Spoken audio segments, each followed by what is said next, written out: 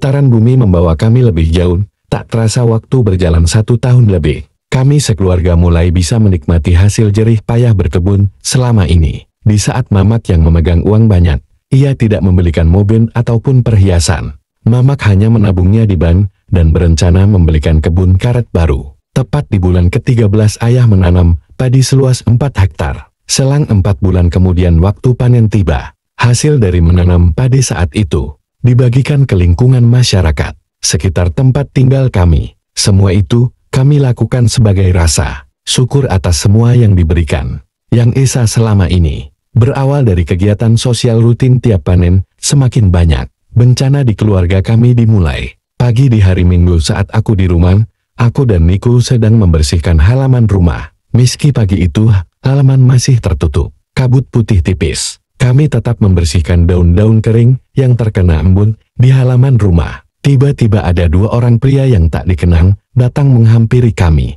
Bang, mana orang tuamu? Tanya lelaki memakai kaos biru. Di dalam bang, memangnya ada perlu apa? Jawab dan tanyaku. Sudah cepat panggil orang tua kau. Perintahnya dengan wajah emosi. Sebentar bang, saya panggilkan.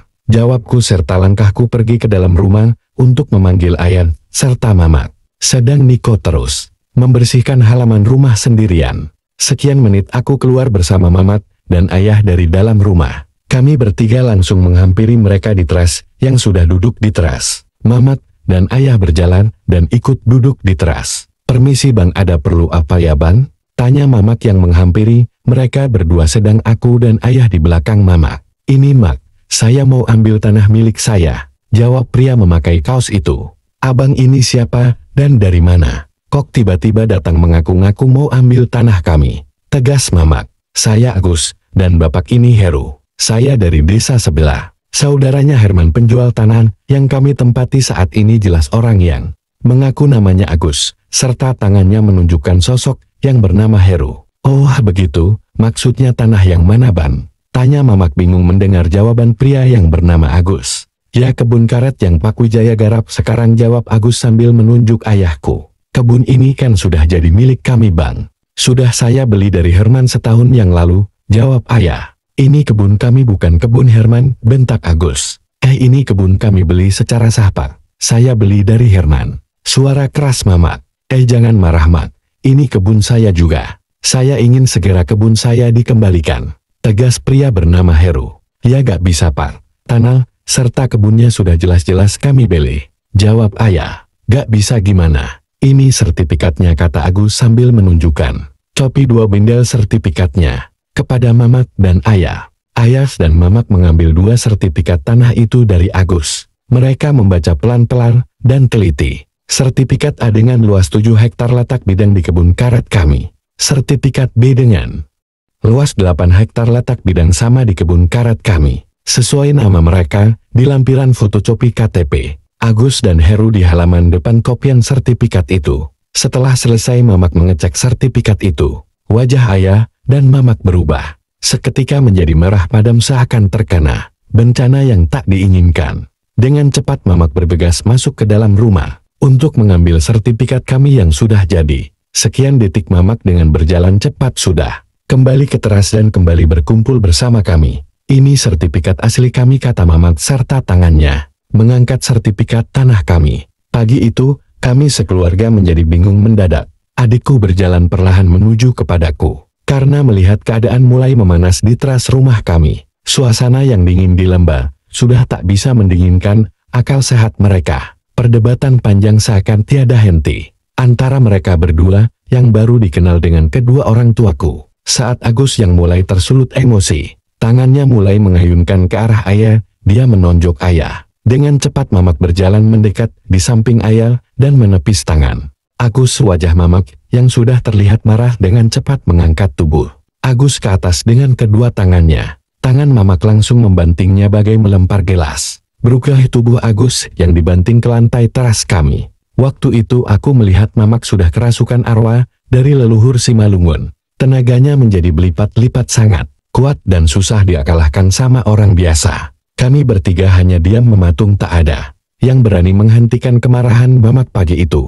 Kesini kau kalau berani, bentak Mamak kepada Heru. Ayo, siapa takut? Jawab Heru berjalan menuju Mamat, dengan kedua tangannya yang sudah terkepal. Tiba-tiba tangan kanan Heru secara cepat mulai memukul ke arah wajah Mamat. Hantaman tangan kanan Heru sedikit mengenai pipinya Mamat. Mamat hanya diam tak bergeming seakan kena belayan sapu tangan. Tapi kepala Mamat dengan cepat membalas. Tangan Mamat langsung menghantam kepalanya tepat di pelipisnya. Di saat tangan Mamat sudah mengenai kepalanya Heru, dia langsung tersungkur ke lantai sedang tangan Mamat terus melaju sampai menghantam tembok. Bruwak kek. Pukulan Mamat pagi itu sampai menjebolkan tembok depan rumah kami. Setelah itu mereka berdua masih terbaring di lantai dengan sadar. Mereka terlihat kalau diteruskan berantem tak akan menang. Dan tahu kekuatan Mamat yang besar. Hanya kode dari kedua kepala mereka yang saling mengganggu dan tanpa permisi mereka langsung lari dari rumahku. Setelah selesai kejadian di pagi itu, kami kembali beraktivitas seperti biasanya. Kedua orang tuaku menganggap masalah ini sudah selesai. Kami anggap pagi itu hanya dua orang yang mencari-cari masalah saja. Setelah itu aku dan Niko kembali ke halaman rumah untuk bersih-bersih. Waktu semakin siang kami malah main disuguhi bau amis darah yang lama di halaman. Padahal sudah berulang kali. Sebelumnya kami mencari sumbernya, tapi tak pernah menemukan bau tak sedap itu. Menjelang malam hari pun kami disuguhi bau busuk bangkai dengan durasi yang lama. Itu pun kami juga tak mengetahui keberadaan sumbernya. Waktu terus berjalan sampai pagi. Aku dan Niko menjalankan kewajibanku sekolah, sedangkan Mamak dan ayah tetap kembali bekerja di kebun. Setelah pulang sekolah kami melihat ayah dan Mamak ketakutan panik serta bingung. Mereka mondar-mandir keluar masuk kamar. Mereka juga sama-sama menggerutu, mengeluarkan bahasa asal masing-masing yang tak ku mengerti. Sore hari yang rencananya kami mau main bola dan mencari ikan di sungai terpaksa batal. Aku dan Niko hanya duduk di ruang tamu, melihat dan menunggu kondisi mereka tenang. Sekian menit mereka akhirnya duduk di ruang tamu bersama kami. Mak, sebenarnya apa yang terjadi? Kok sedih dan bingung begitu, tanyaku. Ini bang, orang yang kemarin ribut sama Mamak datang lagi ke kebun tadi pagi. Jawab ayahku yang menekuk mukanya ke bawah. Memang kenapa lagi ya? Tanya Niko penasaran. Tadi mereka ke kebun membawa kawan 3 orang. Jawab Mamak lirih. Terus mau mereka apa lagi, Mak? Kan sudah jelas kita yang punya sertifikat tanahnya, kataku. Gini bang, mereka tadi pagi ada 5 orang datang ke kebun. Mereka itu Agus, Heru dan kawan-kawannya. Mereka membawa sertifikat aslinya masing-masing. Sertifikat mereka sesuai dengan letak bidangnya di kebun karet kita, jawab ayah. Kok bisa ya, jawabku. Gak tahu bang, jawab Mamak. Terus gimana ya akhirnya, tanyaku. Mereka memaksa kalau tidak diberikan tanah yang diklaim mereka, ayah dan Mamak akan dibunuh tadi pagi. Mereka memaksa dengan menodongkan senapan ke kepala Mamak dan ayah. Akhirnya tadi pagi ayah dan Mamak putuskan ke balai desa untuk memecahkan masalah ini. Tapi di desa kami kalah bang. Setelah semua dirapatkan dan disaksikan semua pihak terkait, dengan berat hati bang Mamak dan ayah menyerahkan 15 hektar kebun karet kepada mereka berdua. Terang ayah, kok bisa gitu ya? Jawabku yang tak terima. Sudahlah bang, abang diam saja daripada kita sekeluarga kenapa-kenapa. Sahut ayah yang terlihat sedih. Pak Harmannya kemana, Mak? Apa ayah dan Mamak tidak mencarinya? Tanyaku lagi. Harmannya menghilang bang. Sebelum ayah tadi negosiasi kami semua mencari Herman untuk tanggung jawab. Sekian lama kita mencari Herman, termasuk keluarga dan perangkat desa ikut mencari. Tapi keberadaan dia tidak ada lagi, mulai dari di tempat yang pertama kali menunjukkan tempat tinggalnya sampai alamat terakhir. Jawab ayah yang masih shock. Sudahlah bang, Mak, kita ambil pelajaran dari semua ini. Semoga tidak terulang lagi, jawab ayah. Sore itu menjalankan waktunya hingga malam. Kami semua terpukul akan hal ini. Jadi mulai hari itu, lahan kami otomatis berkurang jadi tinggal 10 hektar. Padahal kebun karet kami sebagai andalan untuk bertahan hidup. Sementara si penjual tidak bertanggung jawab dan kabur hilang entah kemana rimbanya sampai sekarang. Malam itu, aku pergi tidur sendirian di kamar dengan membawa beban kesedihan dari ayah dan Mamak Boy.